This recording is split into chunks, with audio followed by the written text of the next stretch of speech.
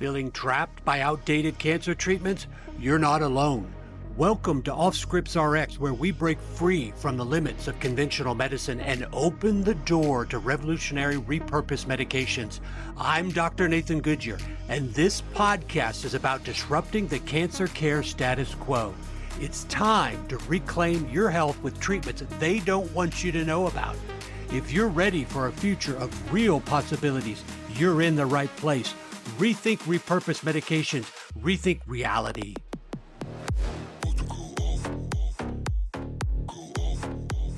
Well, Dr. Nathan Goodyear here. Welcome to another Off-ScriptRX podcast. Again, it's off-scriptrx.com. That's our podcast. That's our website where we talk all things repurposed medications. And according to the new course, it's repurposed medications in oncology and beyond, reimagining old solutions to new challenges. That's right. I've dropped a new online course. You'll find it at Dr. Nasha Winner's metabolicregen.com, where we dive deep into all things repurposed medications. And of course, I've got my comrade in arms. I've got my, the one who brought me to the dark side, if you will. You know, Luke, let go, it's your father. My good friend, pharmacist, Dr. Joe Nowell in East Tennessee, specifically in, what part of East Tennessee, Joe, are you in? Lenoir City, Tennessee, just That's outside right. Knoxville. There you go. Go Vols. So, and where can they find your website, and where can they find your pharmacy? Well, let's see. We are, again, the pharmacy is located at 721 Highway 321 North in Lenoir City, Tennessee, 37771. Easy to call me because it's 865-988-0000, or as we like to say, 988, ooh. And if you want to get to my website, it's freshdrugs.com. Even though we are Fresh Pharmacy, that's my URL, Fresh Drugs. Well, I like that because this topic's fresh, seeing how it's really early this morning.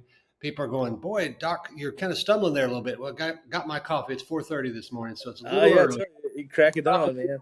But I think that's what's intriguing about what we get to do is in the world of big pharma.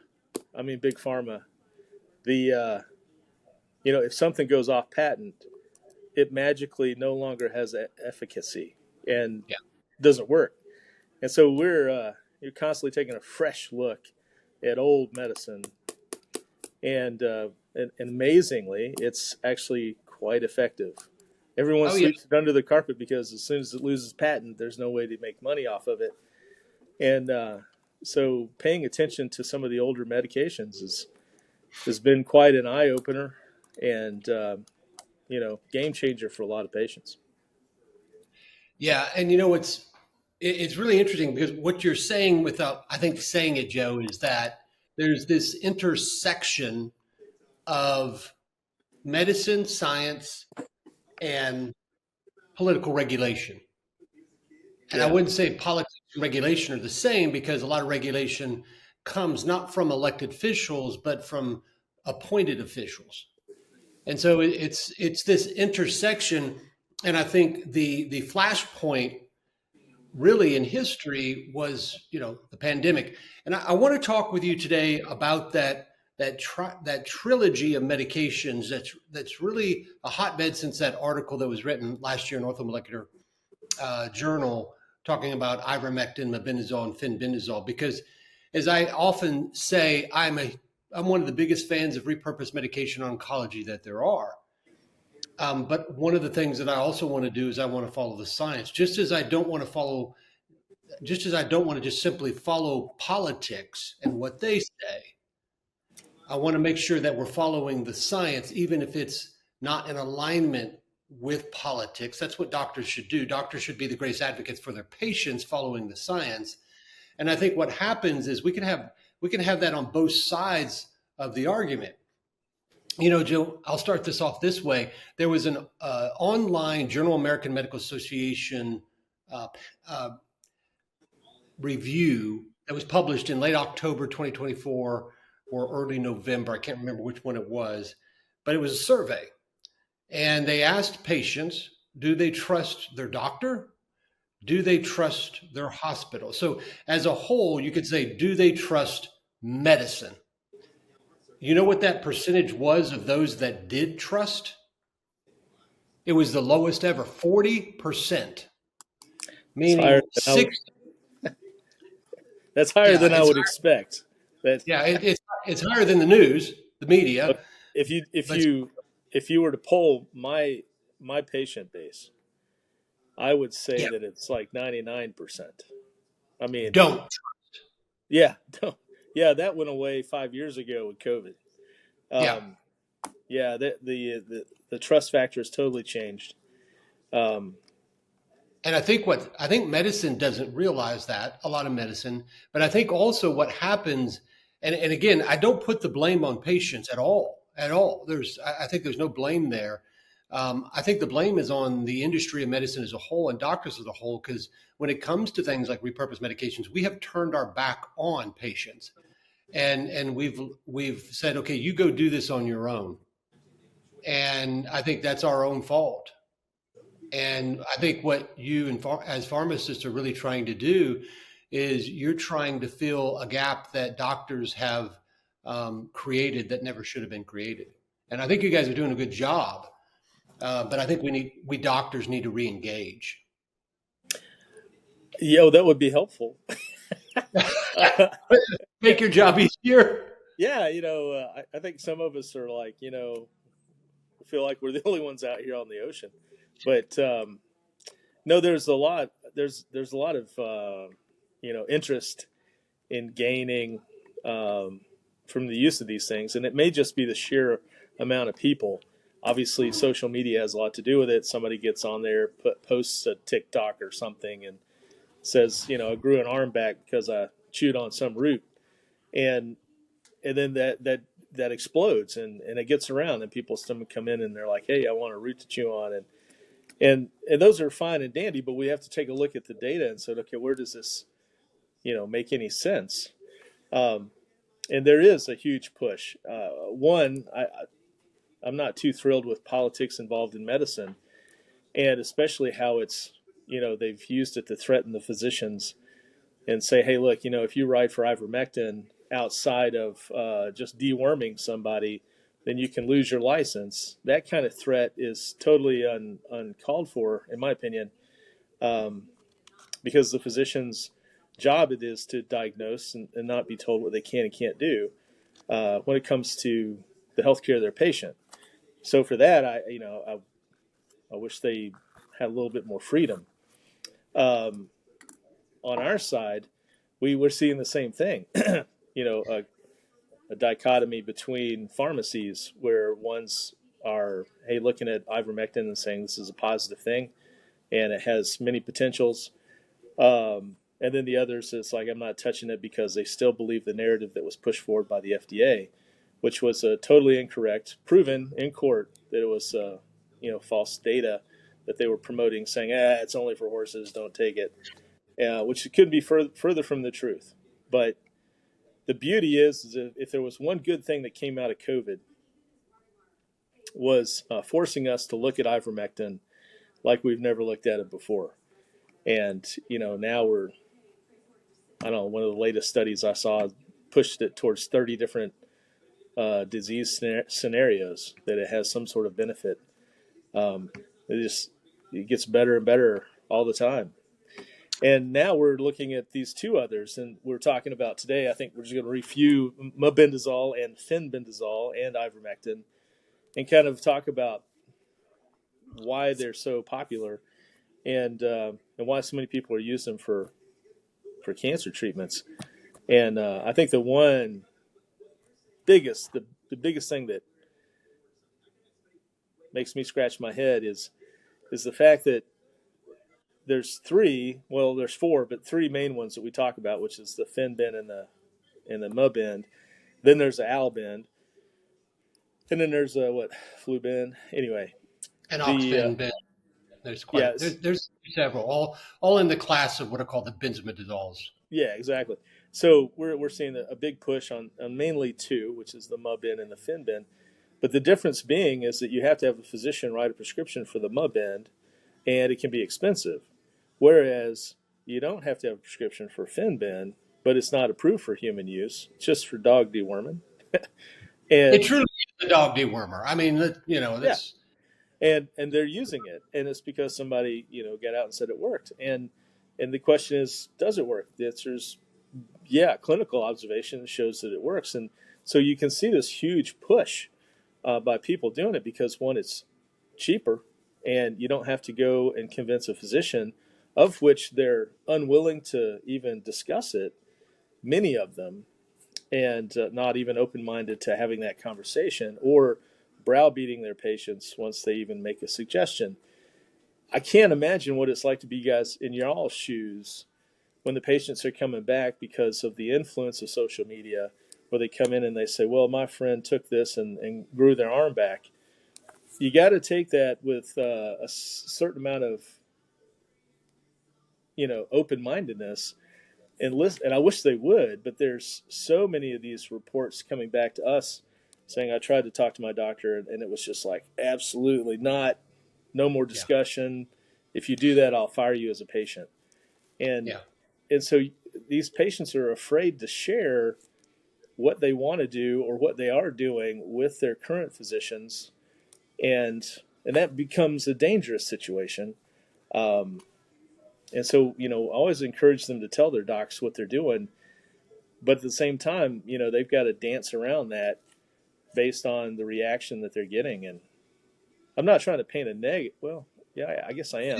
You're painting, you're I painting a don't want to. reality. I want to say it's a bummer around there because there's some open-minded ones that are working, but these patients are getting great results.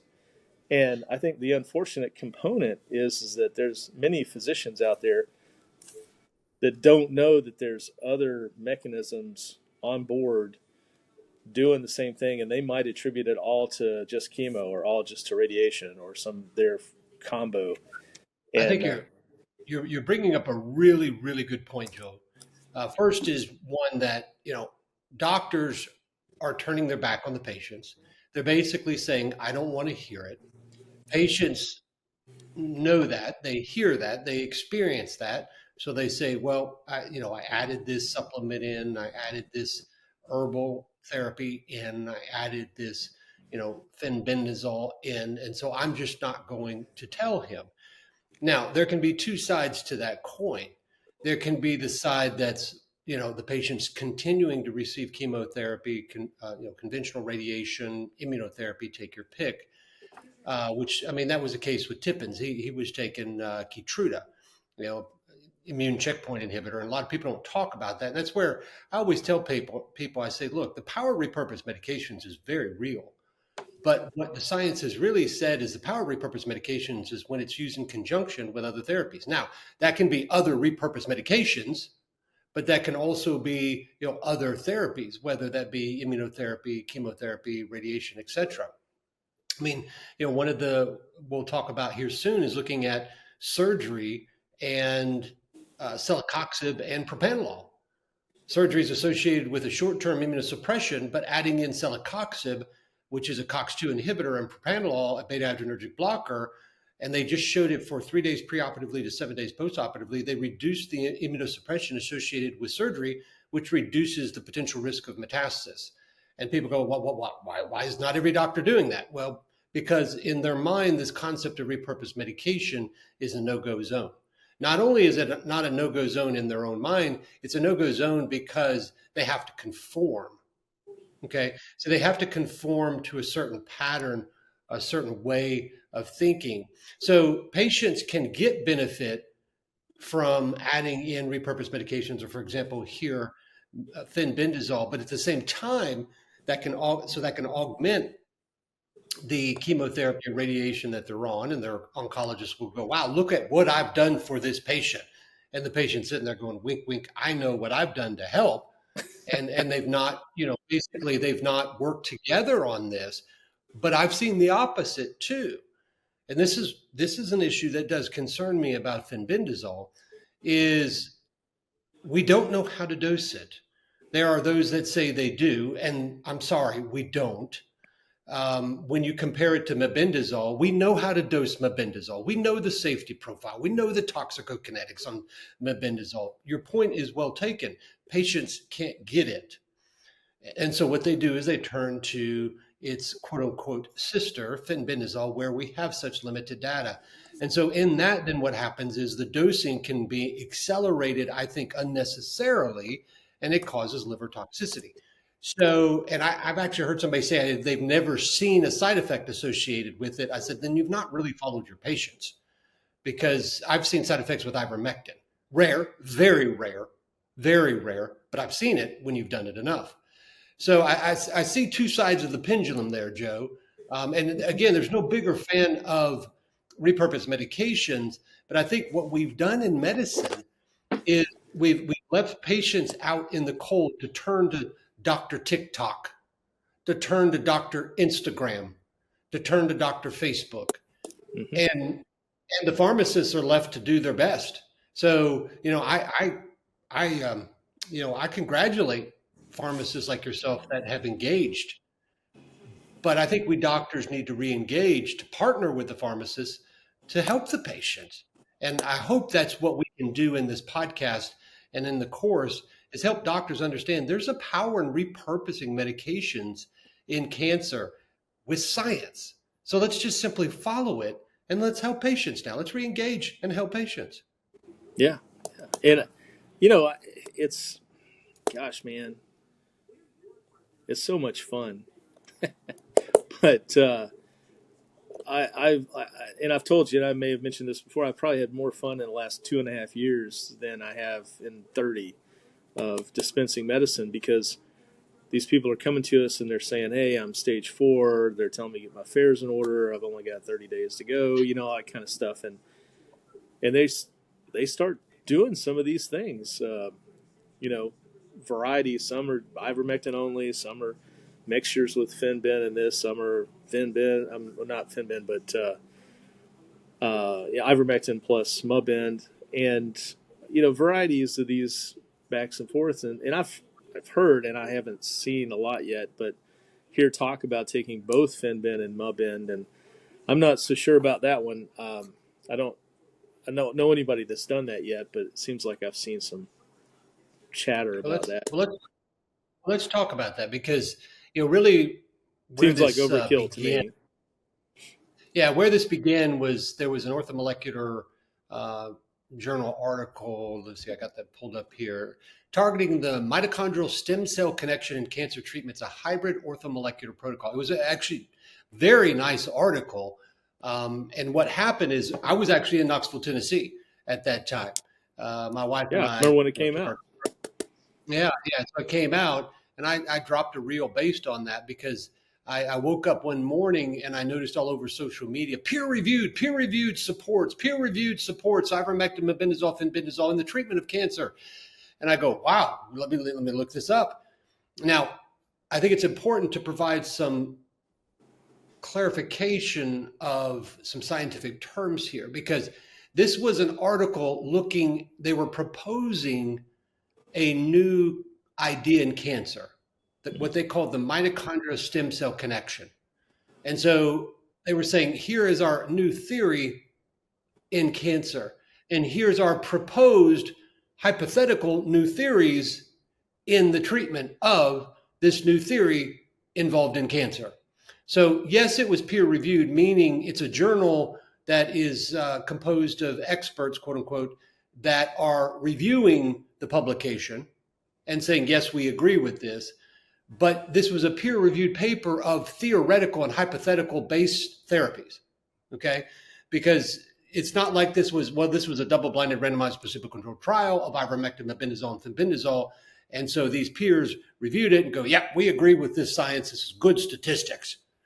And it's like, no. They're saying, hey, we have an idea of how to propose a new treatment strategy for this new mitochondrial stem cell connection. And here it is.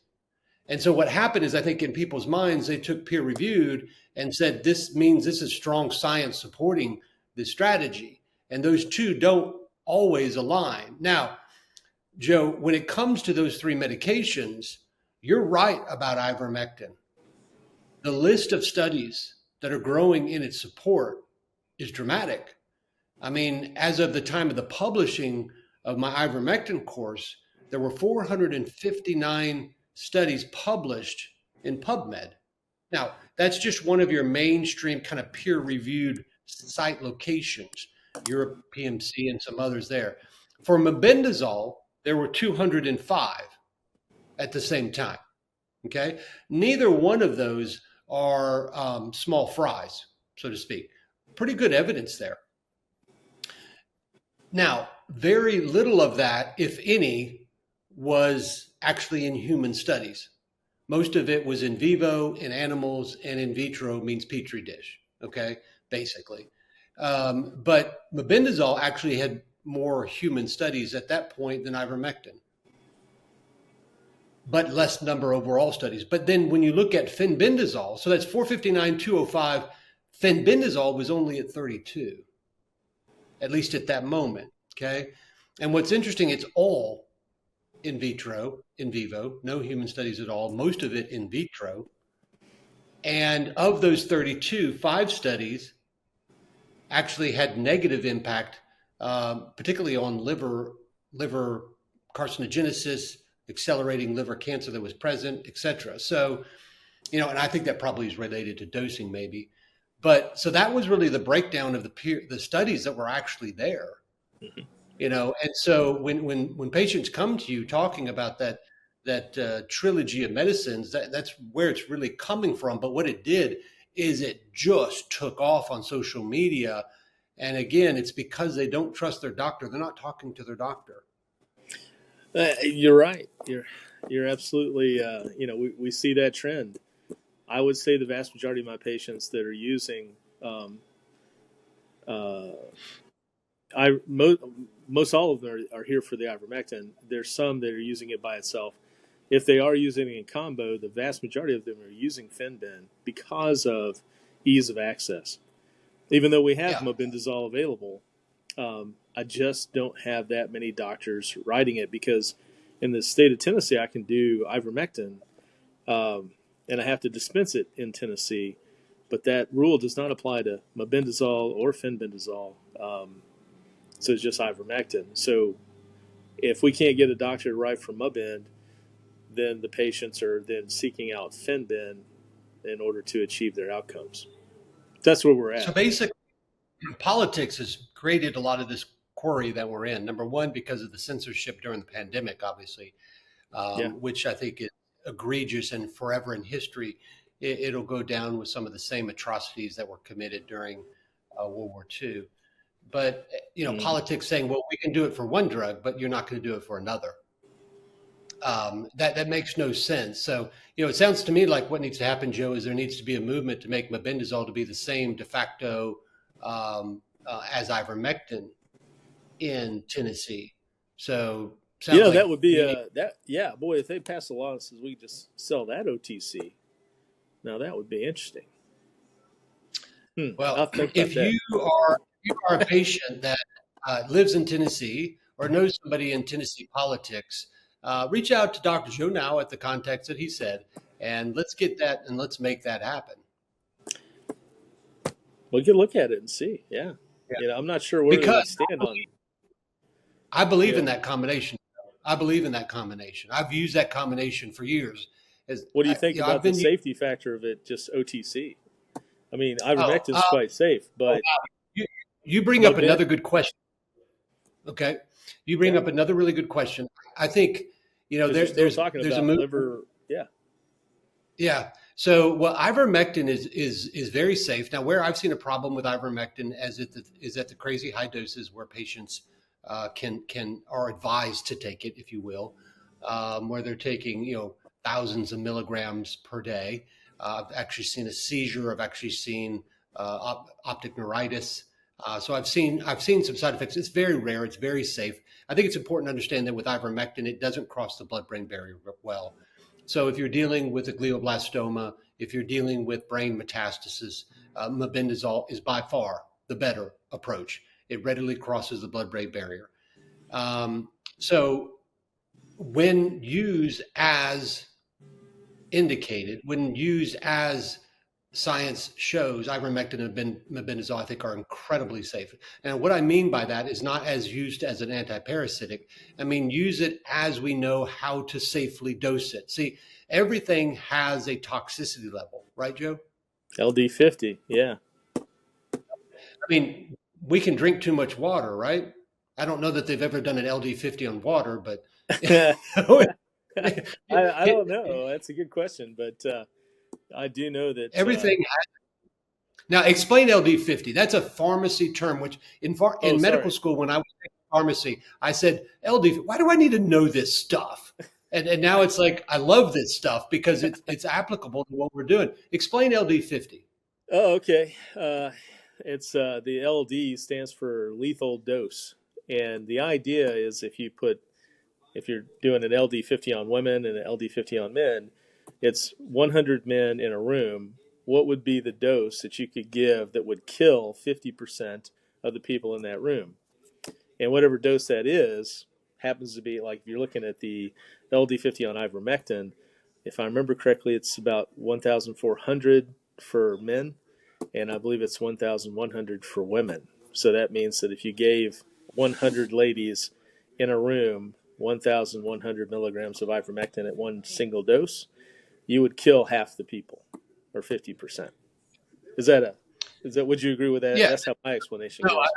yeah, I think that who am I, a doctor, to challenge a pharmaceutical definition from a pharmacist? No, I think that's spot on. I think from a clinical perspective, it's spot on. But I think it's a very important point. Obviously, LD50, it's showing us where we're going to harm more than we help. Obviously, really harm, because people are going to die.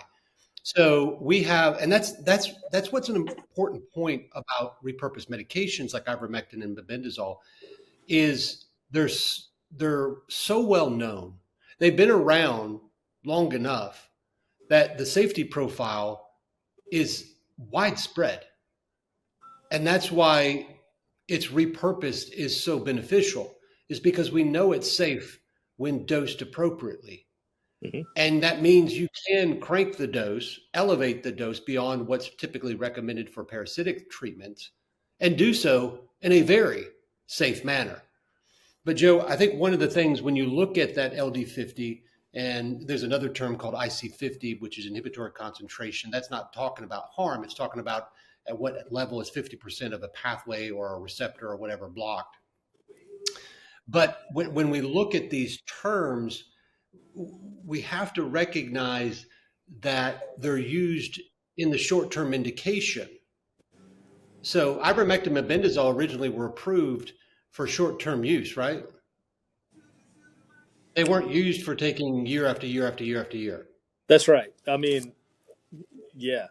There couldn't be anything more accurate than that. I mean, you're talking about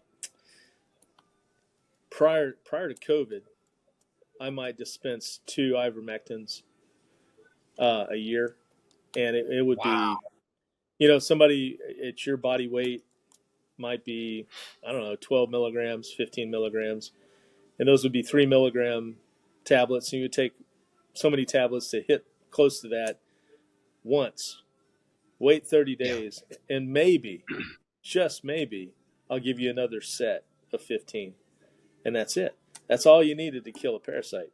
And we just didn't have that many. People would go down and drink the water in Mexico or something, and they would come back, and we would dose them. But then COVID, then cancer, then all of a sudden we started using ivermectin, and now we're going higher and higher doses, longer and longer periods of time, and more diseases are going away. So, more benefit we're finding. It goes from anti-parasitic to antiviral to anti-inflammatory to regenerating the myelin sheath on the nerve endings to affecting the DA pathway in Parkinson's to now we're talking about how its effects on glucose metabolism and possible diabetes ramifications. And that's the starters, and there's like 30 others. And and that's just ivermectin. And so now we're taking a look at the Fenbend and like, wow, yeah, it's working at some level, but Mebend is significantly safer and easier dose. I mean, a lot of the patients I know are dosing like 3 days on and 4 days off because of the toxic level of Fenbend. Whereas if we were Yeah. using Mebend, it could be a daily dose, along with Ivermectin being a daily dose in some cancer patients. It's really interesting, Joe. I work with Jason Williams at the Williams Cancer Institute. Speaking in Mexico, we're down here in Mexico, beautiful, beautiful San Jose del Cabo. But looking at the dosing, we think that pulse dosing is a better approach, not to just negate potential toxicity, but as we begin to understand more and more about cancer, cancer is constantly evolving. It's constantly manipulating its environment. And so the pulse dosing, we think, really limits accelerated resistance, because cancer can become resistant to everything, including ivermectin, mebendazole, fenbendazole, take your pick. So we do optimally pulse dose right now with ivermectin and mebendazole. So, for example, in my case, what I like to do is I like to alternate the two or overlap them in a pulsing profile, depending on what stage of cancer that we're treating, for sure. I think we have patients that are using fenbendazole, and especially if they're dealing with liver metastasis or primary liver cancer like hepatocellular carcinoma. I worry about toxicity there, because people are they're doing crazy stuff with the dosing, and that's the concern. Because there was a 1996, 1999, and 2002 article, again looking at fenbendazole and promoting actually either liver progression or toxicity. And I don't know, again, mouse models, not humans, but that's where 100% of the data is on fenbendazole. And again, people will say, well, that article published last year in Ortho Molecular Medicine, that's a human journal. Yes, it is, but it's not a study of humans. It's a peer reviewed of hypothetical, theoretical ways to approach a new theory of cancer. Right. It's an And so idea. I think, Yeah. yeah, I think people got those confused, and Well, what's happened on social media it was certainly is presented they've that taken, way. Yeah.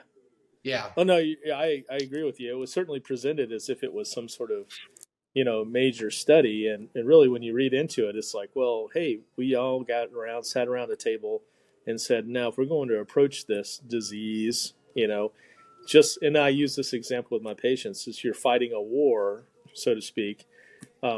The last thing you want to do is keep shipping ammunition to your enemy while you're trying to destroy them, and that's where certain dietary restrictions come into play, being advantageous to cancer, and or the dietary effect could be advantageous to the person that doesn't want the cancer. And so fueling things becomes a way to tackle it. And then looking at, well, do we want to attack them from the north and the south and the east and the west and the top and the bottom? And so you sort of see that big picture. They're like, hey, let's use diet, let's use ivermectin, let's use mebendazole, let's use vitamin D, zinc, IV oh yeah, vitamin C. They had 7 different, and I think exercises in there, 7 different I think approaches. they had All, hyperbaric oxygen too. which one? I think they had HBOT, hyperbaric oxygen. I think they even talked about that in their Oh pulse yeah, there was a press lot pulse. at the end. There was a lot of rabbit holes listed at the bottom. Like Yeah, artemisinin and all those kinds of things, methylene blue, and yeah. but the core 7 wasn't technically a study. It was more of a say, hey, if we would do this, this is the way we think we should start. And so Exactly. I use that to explain it to my patients and say this is sort of the core 7 that you should follow. What's interesting about the core 7 is when you get down to the recommendations on the mebendazole, then right in there, only in stage 4, or the largest, most difficult tumor, they have broken down by 3, I think. Yeah. You don't see any FinBen recommendations until you get to the bad one. And then it says mebendazole, and then it says, or Fenbendazole, and it was 1,000 milligrams 3 times a week, if I remember correctly. And the challenge here is like, where did that data come from? And so if you go back into that particular study and say, okay, where's your reference on the Fenben? The reference was actually from a YouTube video. And it's like, okay, so this didn't actually come from a study per se. You just got this data because you were watching somebody talk about how they dosed it, and this is the effect they got. And that's the only data that I could find to support that particular call on Fenben. Again, it doesn't discount. It doesn't get Joe. It doesn't discount that it is a benzimidazole. No. I mean, it is in that category. Right. That's right. And it can have anti-cancer properties, which it has been shown in really limited studies. So, there was, again, you can check out the show notes of this podcast episode, and you'll be able to find the evidence there. Actually, going to be introducing a new AI tool called Research Rabbit, talking about, diving down rabbit holes there, Joe.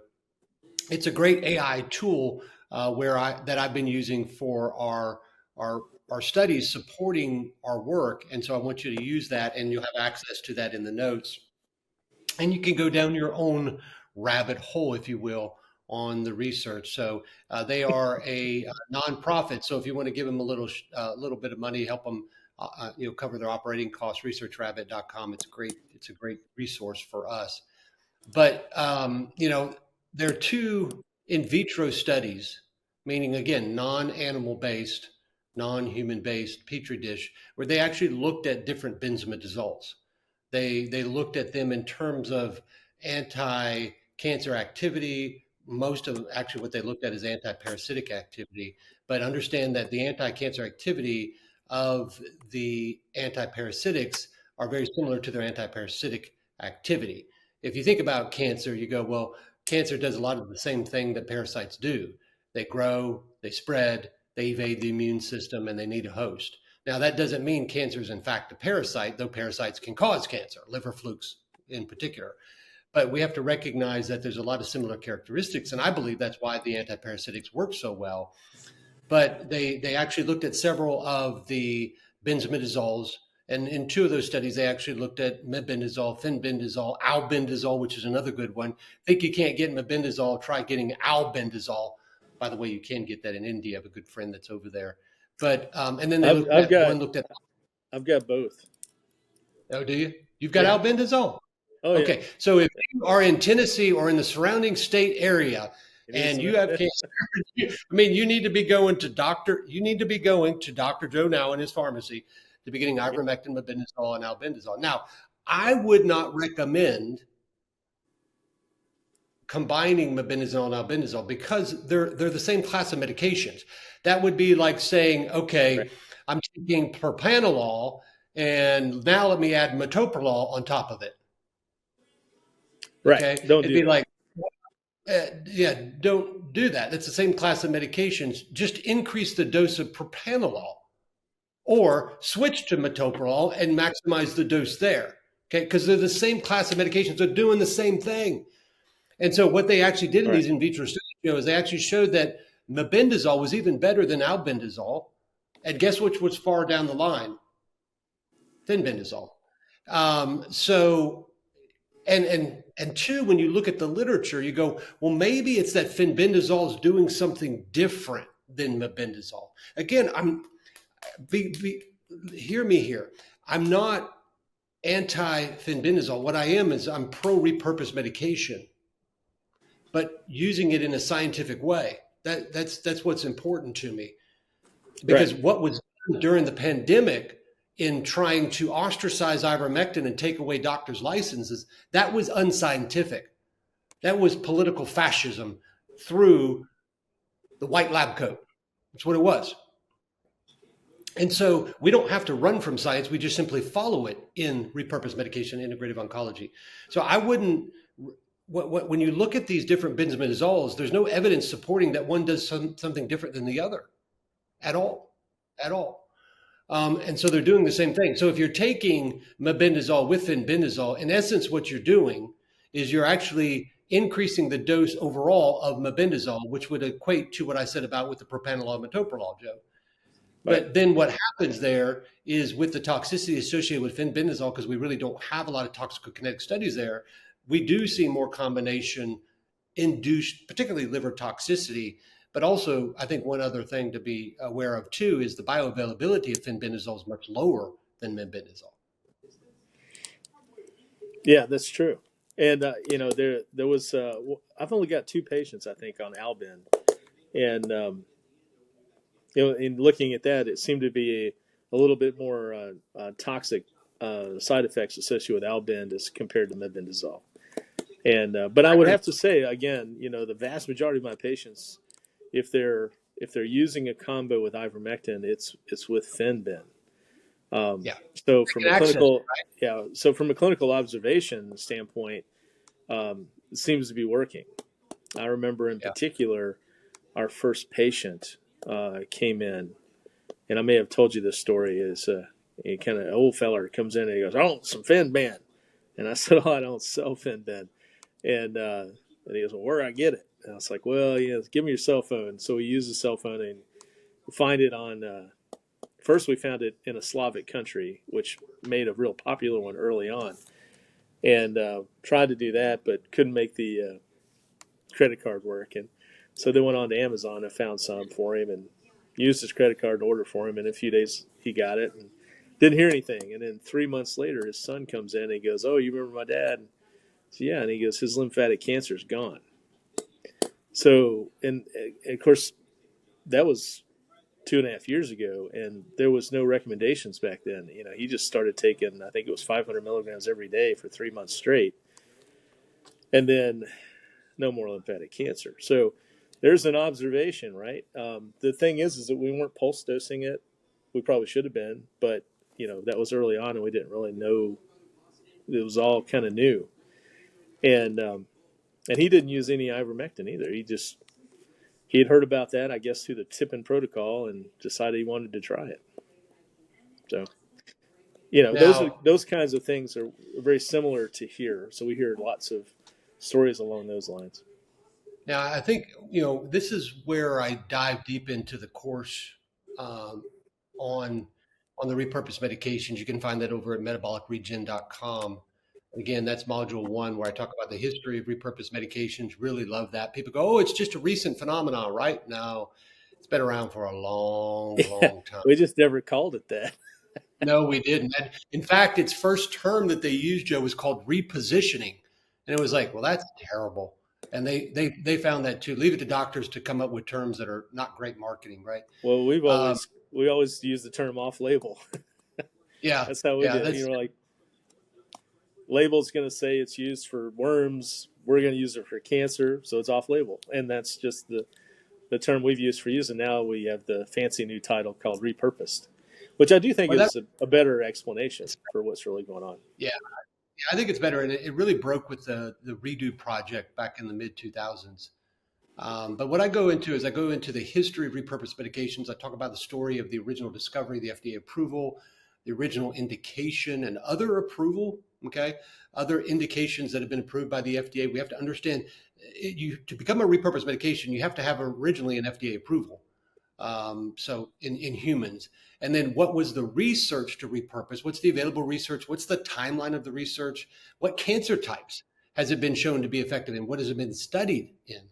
But then and this is important, what are the limitations of the research? Because we have to understand that there's going to be limitations in every therapy that is FDA approved or that's repurposed. And so then what's the pharmacokinetics, which is, a really great deep dive, the drug-to-drug interactions, Joe. And I tell you, one of the things a lot of people don't talk about is it's a little bit of an older term, but micronutrient depletion is a component of some of these repurposed medications. Take, for example, metformin. Metformin probably is the most studied repurposed medication out there, and it is associated with micronutrient depletion. So we have to be aware of that. And then the impact on the gut microbiome. People go, "What?" That's right. These repurposed medications, like all medications, can impact the gut microbiome, which can affect therapy efficacy, particularly here talking about the immune system. But then what you're talking about with that gentleman with lymphoma, then I said, well, what about how does it correlate with the hallmarks of cancer? What are its specific mechanisms of actions? How does it correlate with the hallmarks of aging? Because when you look at the hallmarks of aging and hallmarks of cancer, in many ways, they are one in the same side of this, different sides of the same coin. What are the indications, the dosing and toxicity per current evidence, what labs to follow? But then here, getting to your point of the patient with the lymphoma, stacking.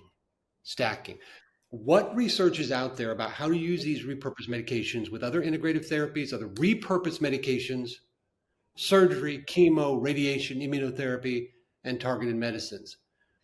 So where repurposed medications, I think, shine is their safety, number one.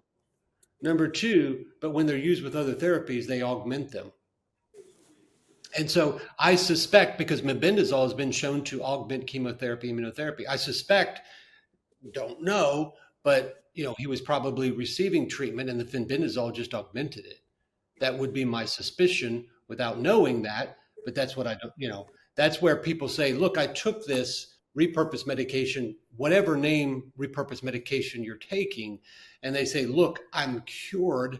First, understand that is not a scientific term, but cure would mean 5 years, no evidence of disease. That's the medical term, long-term overall survival. But cure would mean basically you live the rest of your life without cancer, obviously, but it's not a scientific term. But I would suspect he was taking that in conjunction with some other therapy. That would be my suspect, but I don't know that. But research supports that, particularly with mebendazole. No, you're right. I mean, certainly we want the synergistic benefit of utilizing these things if there is one, as opposed to negating the effect of something. And like I said, I'm starting to see some talk about mixing Fenbend and Mebend, and I'm like, and I don't know. I'm not keen on it for the same reason you discussed earlier. It's like double dipping, and there's no benefit that I can see from mixing the two. But I could be wrong. But I would be very cautious about following that pattern. Well, what are your thoughts on that? Well, kind of like the metoprolol, propranolol example. I vow, Joe is one of the smartest pharmacists I know. You're not a pharmacy, you're a pharmacist. See, he's even got his friend in the background again, the skeleton. So Joe has a unique ability to think outside of the box, to think outside of conformity. A lot of what medicine has as a problem today is it's more concerned with conformity than it is with helping patients. And again, as I've said, doctors in medicine have turned their back on patients related to repurposed medications and understand many, many other things. And what Joe did is and this is just characteristic of who he is, and that's why he's a dear friend of mine, though he converted me to the dark side, wink, wink. He engaged with patients when very few were willing to do that. And he continues to engage with patients where still most don't. He's been involved. I mean, you've been involved were you involved in some of the ivermectin work? I mean, you've been involved in some of the politic, pushing. Haven't you been involved in some of that in Tennessee? No, not. Well, now you've gone down there and testified and talked and tried to push people. Yeah, that's involved. We were involved in more of the PBM abuse of our industry and the fleecing of the state of Tennessee issues. But Dr. Sibley, my oversight physician, she is the engine behind the ivermectin. She and I believe it was several people, McCullough and Corey and some others that she worked with directly, and they actually went to Nashville and she's gone to other states as well. I think she was working on Kentucky or about something, but she's sort of the political engine. She just called me and said, "Hey, can you help do this?" And yeah, absolutely. As far as getting it to the patients, but politically, I haven't been asked to say anything, and we have a general rule thing here: is if they can't see you, they can't shoot you. Well, you've been But I would under the talk if I was asked to. Yes. yeah, you've been involved under the radar, and I think what's been done for ivermectin in Tennessee is different than other states. Some other states have just put it over the counter, and Yeah, we're and still waiting to see how that pans out. well, I am a little concerned about that, Joe. So, back to your question about mebendazole versus fenbendazole, I think we have better safety profile in mebendazole versus fenbendazole. There's no evidence that fenbendazole provides any different targeting hallmarks of cancer. Again, we don't want to say, cancer is so heterogeneous, it's so complex. There's so many pathways and mechanisms by which cancer is surviving and thriving and evading the immune system. And I touch on that in the course: genomics, epigenomics, transcriptomics, proteomics, metabolomics, immunomodulomics, microbiomics, et cetera, et cetera, et cetera. That you can't just say, well, I'm going to treat all cancers the same. I'm just going to just throw this on the wall and treat it the same way. You can't treat that way. Precision cancer care is the right treatment for the right patient, the right combination at the right time. And that applies to repurposed medications. That applies to everything, conventional or integrative. I'm a natural, holistic, and integrative doctor. I love to be integrative. But guess what? If you walk outside and break a hip, vitamin D ain't going to help you. You need surgery. So there is a point in the time where, it's a little late there. It can help in healing for sure. But Sure.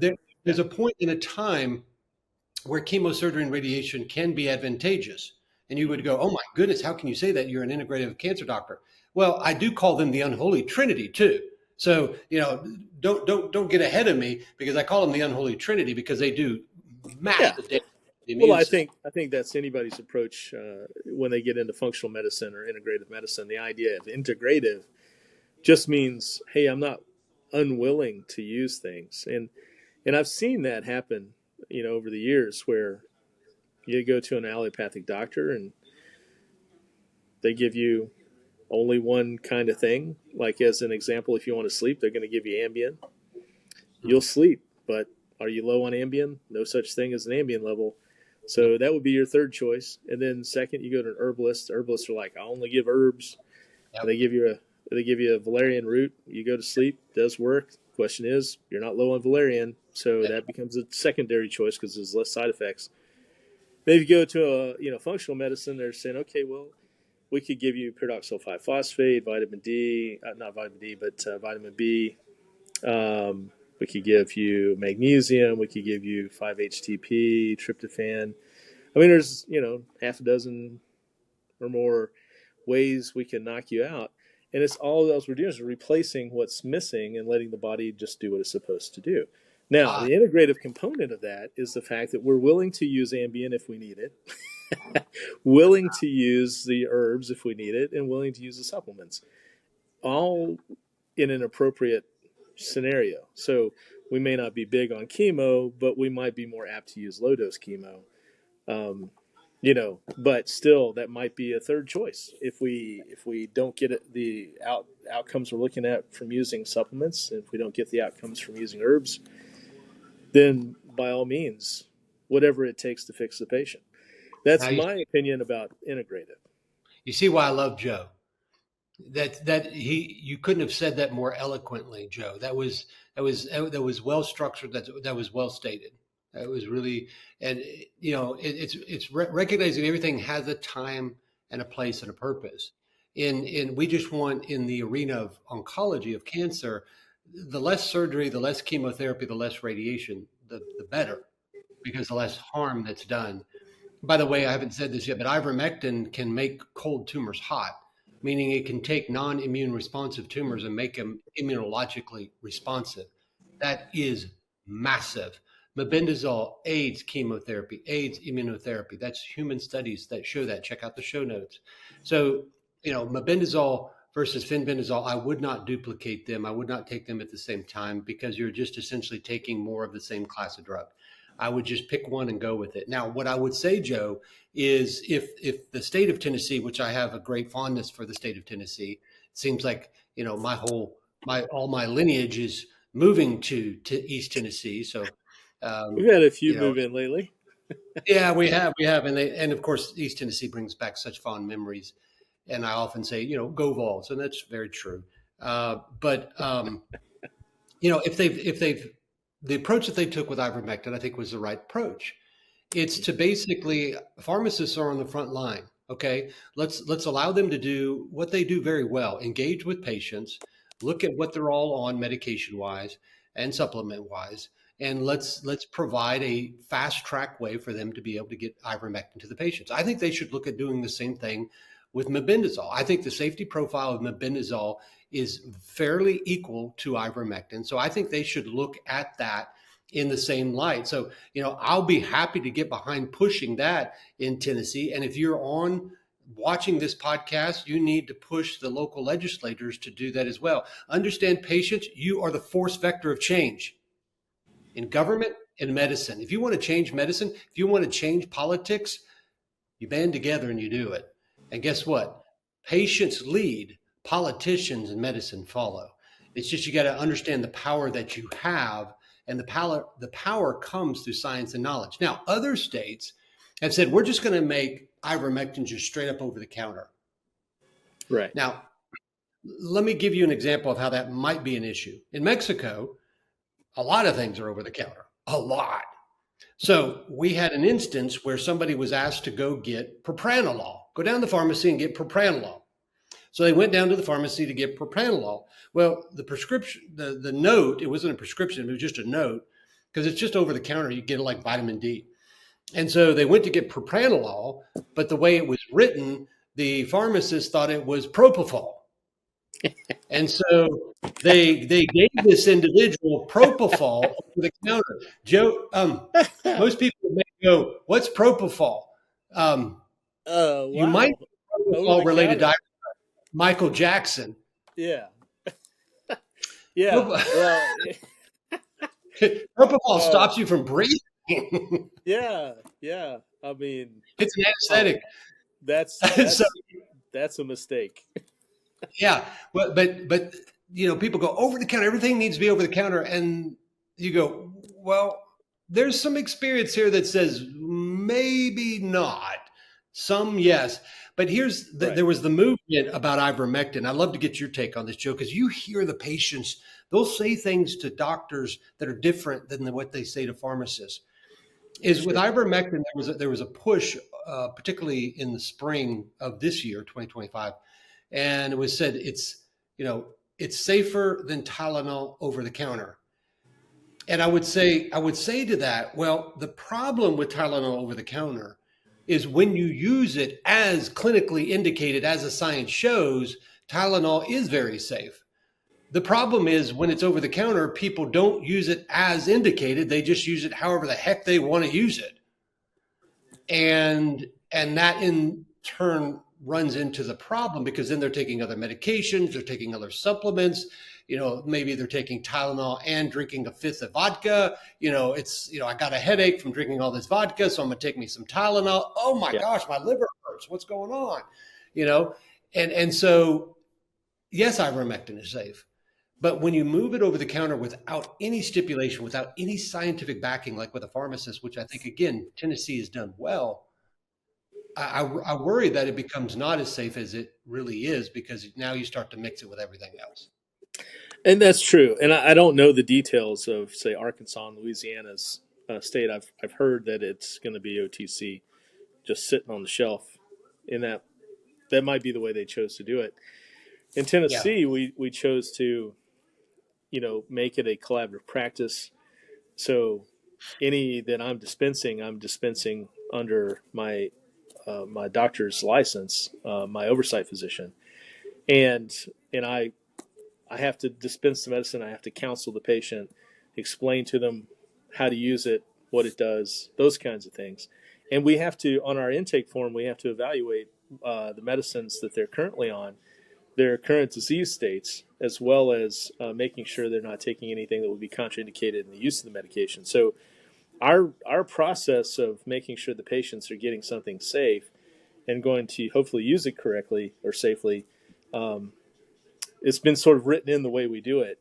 The idea of just willy-nilly selling it, at a gas station in Arkansas, Not too thrilled with that. I mean, because what if there's somebody that takes Coumadin, Yeah. total contraindication, and they might have a warning on the back of the box, but you know I don't know. It's just one of those things where the potential of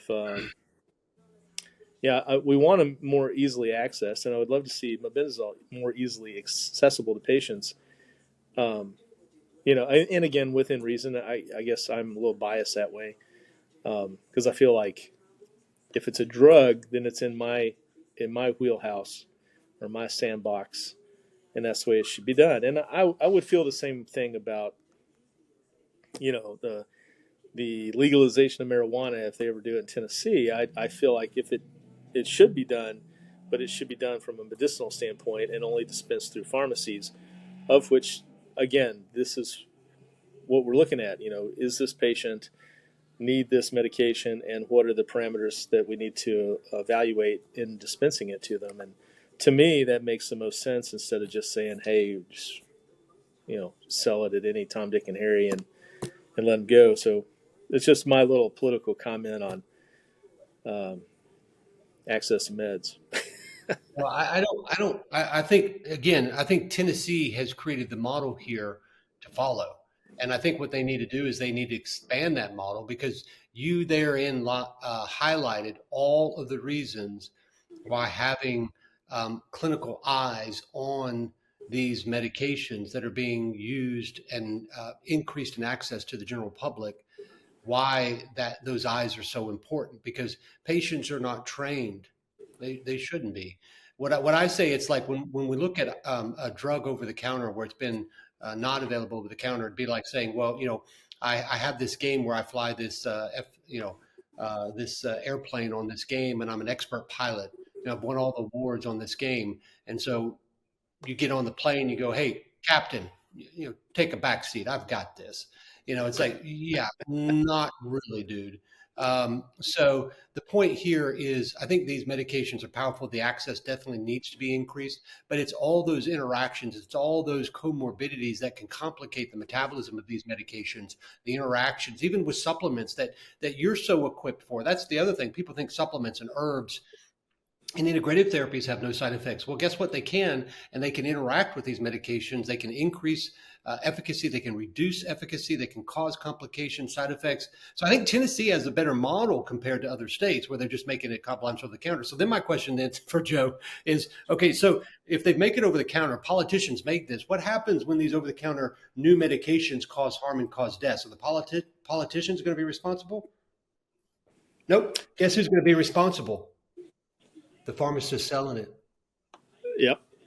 over the counter. Yep. So they put these pharmacies in a predicament because it's available over the counter. The politicians made that decision, but now if somebody takes it, dies, guess what? If those patients want to turn around and sue, they're going to turn around and sue that pharmacy where they bought it, whereas they should be suing the government who allowed that to happen, because it should have been done through a pharmacy like what Tennessee does to provide it safely. Yeah. That's my take. So people may disagree with that, but my job is to help patients and do first, no harm. Right. First, no harm. Yeah, and I think that's the thing, and this is where a lot of the heat comes from on your all's end, where a lot of doctors won't write for ivermectin because they've been told if they write for it, they could be taken up on ethical charges, and then they can lose their specialty status or whatever, because they're not following the guidelines of the internal medicine or the guidelines of ACOG or whoever the oversight group is, and so now we have people hesitating to write things. It's a challenge, Yeah. and that's the there shouldn't be that fascist sort of grip on the ability to take care of the patient, because everyone's end goal is to take care of the patient. But if you get to the point where you're just profiting off of people that are sick And this is where all the, always a delicate line between, yes, we have to make a profit because we have to buy the product and then make it and all that kind of stuff. But at the same time, there's rules against, like, if there's a hurricane in Florida and you sell a gallon of water for $100, then you're in trouble, right? Yeah. So there's reasonable things, and I think that's what they're doing to the doctors, is they're saying you can't do it at all, and it's like, no. If the doctor wants to write a prescription, just because he got paid a fee to help somebody use these medicines in the way they want to use them, that shouldn't be profiting off their fear. And I think that's sort of the ethical argument that they're using to kind of minimize anybody moving outside that box and wanting to help their patients, even though they may want to. There's a little bit of fear of moving forward. Do you understand what I'm trying to say?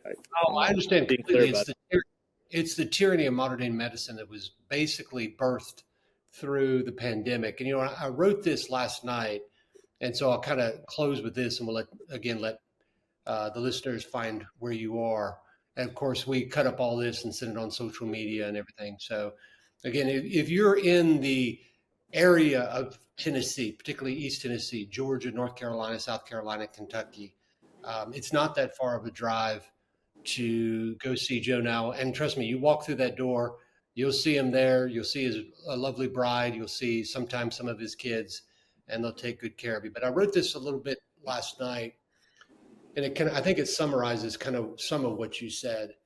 If medicine is governed not by evidence, but by regulation, by political regulation, then is it still science at all? Or is it just simply naked government power? When regulation supersedes scientific evidence, medicine seeks to be a search for truth in service of patients, but becomes a tool of conformity and compliance. In that movement, the lab coat becomes a uniform of authority, not inquiry. Peer-reviewed data is ignored unless it aligns with government policy.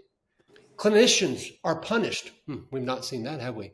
Not for harming patients, but for thinking outside the box, for having a curiosity of mind, not one of conformity, thinking independently. This is not safety. This is not science.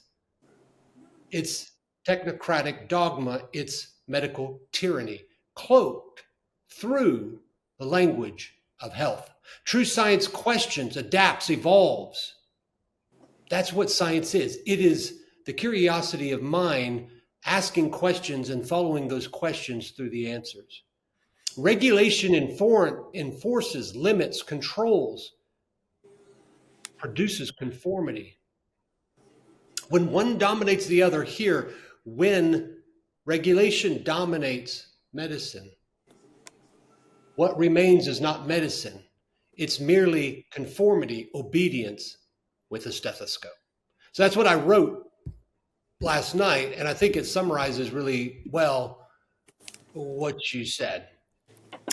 Yeah, well said. And you approach it from the medicine standpoint, but it's the other twist to that is the CMS, as an example, Centers for Medicare, demand on you can't take a medicine you don't have, and so there's a push that you're only healthy if you swallow all the medicines all the doctors write for you, which really couldn't be further from the truth when you're talking about 25 meds on one person. And so there is that same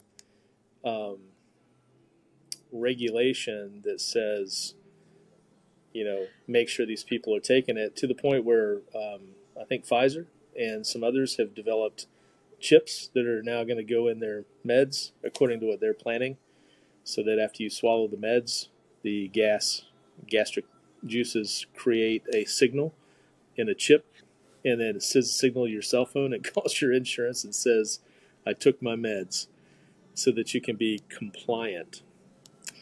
And that's the the standard CMS now is for all the patients to comply with their dosing regimens prescribed by their physicians. And of course, if the government had anything to do with it, we would all comply and take those vaccines. And I don't think the vast majority of my patients are going to ever consider such a thing. But Joe, it I would reminds hope me, and not. we'll wrap this up. But over on prescribe.com, that's my other brand where I do podcasting on. This is all repurposed medications. But I just wrapped up a series called Soil to Soul, SOIL to Soul, SOUL, where looking at regenerative farming and really the predicament that we're in this arena of disease, this pandemic of disease, this generation of debt of disease, this legacy of disease. It's been brought forth by the move from regenerative farming practices to industrialized farming. And I talk about it with experts from around that are experts in the arena, from farmers to integrative doctors to policymakers. And it's really fascinating because what the move from regenerative farming to industrialized farming has done, it's done nothing but farm dependency on farm pH. So it's created a new type of farming. It's a depleted nutrition soil, depleted nutrition in our food supply that has then required a dependency on farming, but with a pH. So in essence, it's farming, but True. it's with a pH, but not with an F. It was either 2 or 3 years ago that that big meeting in Europe. I forget the name of it off the top of my head, but I remember a couple of different ladies in 2 different interviews being very, very excited and enthusiastic, talking about banning growing you remember how they used to do in the war, the victory garden in the back of your house? They were going to ban all growing vegetables in the back of the houses, no animals in the backyard, and and they even said this, leave the growing the vegetables to the professionals.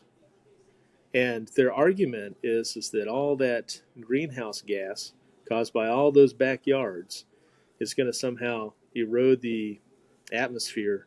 And so if we let the big farmers do it and we don't, then that somehow saves on greenhouse gases. Which, wow, they're telling you what you can't grow and you can't. I mean, it just makes no sense. And then you start looking at what Gates is up to with his appeal stuff being sprayed on everything, and now they're using some sort of mRNA spray on the vegetables, that I've heard about. I'm not 100% on that, but just things you hear and you're like, it doesn't sound like a really good idea. Of course, I never was a big fan of the GMO either, let alone the mRNA. But they seem to be pushing the limits on basic human adaptation and pushing the limits and screwing around with our DNA. And it seems like a really, really bad idea. But that might be another show. Yeah, we should. They are farming, but they're farming a dependency on an industry that they also. Farming is amazing stuff. And I was watching, and this was 30 years ago. I was having a conversation with a guy from the University of Illinois, if I remember correctly. And he had this book, and he had this corn that they had grown. And he showed me one piece of paper that basically, the back of a vitamin, it's all these ingredients, the magnesium and the salt and everything in it, basically blank, which was a piece of like Beck's hybrid corn, which is a, just standard thing that's out there. But what they did was they used a grass, and they would grow corn, and then they would skip a season, and they would grow a grass, and then they would flip the soil and put the grass over it so it would rot. Then they would regrind that again, replant corn. And then he showed me the analysis of that corn, and it looked like a multivitamin. I mean, it had everything you could possibly want in it. And that was just because they were taking their time and taking a break and letting it redo and then putting back in, as opposed to totally depleting the soil and only relying on 3 nutrients, which would be the nitrogen the other two that they add on a regular basis. Well, anyway, I just thought that was that's this shows you the complexity of thinking that Dr. Joe Nowell provides at the Fresh Pharmacy. So again, Joe, where can they find you if they want to come talk to you, want to come see you? Because you receive calls from all over the world, right? I do, and it's been a challenge because I'm on the phone all the time. So we're minimizing a lot of the phone calls, consults, and really trying to take care of the Tennesseans or people willing to come to Tennessee. They're certainly welcome. But since most of the product we're working with is ivermectin or ivermectin based, then we have to dispense in Tennessee. So we'll counsel the patients face to face. And and I've had people fly in from all over and get what they need, and we'll sit and talk to them and do the thing that we need to do on our end, because it's not sold. Even though it's over the counter, there's a process, and the process involves talking to the patient, finding out what they're using it for, how they're going to use it, making the correct recommendations and dosing, and it's a whole spiel. But it's the right. We don't advertise. It's all word of mouth, and it's been fun, meeting people and really helping them. But it's an amazing medication, and all of them are. We were joking the other day about changing the name of our pharmacy to Rabbit Hole Pharmacy, because we keep going down these rabbit holes. They're like, you learn about ivermectin, then you learn about mebendazole, then you learn about artemisinin and methylene blue, and you keep going down these pathways, and they're all amazing medications, and they all have their place. And so we spend our time talking a lot about things that are no longer talked about because, again, they're no longer patentable and no one cares. And, especially big pharma, the manufacturers aren't going to make money off of it. So there's no chatter. There's no continued research per se on a lot of these things. And so, but there's a lot of data out there, old data. We pull these bottles out, dust them off. And guess what? Boy, that stuff works. And it worked just as well as it did 100 years ago. That's right. Long-term data. Now, we are using a little bit different, but where can people that are interested, where they can find you again? Yeah, our website is freshdrugs.com. And our telephone number is 865-988-0000. Yeah. Or as you 988. Ooh.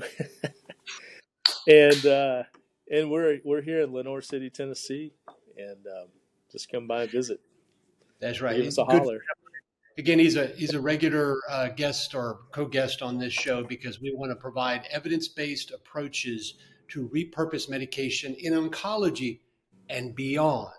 Again, check out my new course dropped online at metabolicregen.com, where if you want to go down that rabbit hole, as Dr. Joe Nowell said, you can go down that rabbit hole, and we will go down that rabbit hole with many other repurposed medications to come. And of course, this is the Off-ScriptRX podcast. You can find this at off-scriptrx.com, wherever you download podcasts.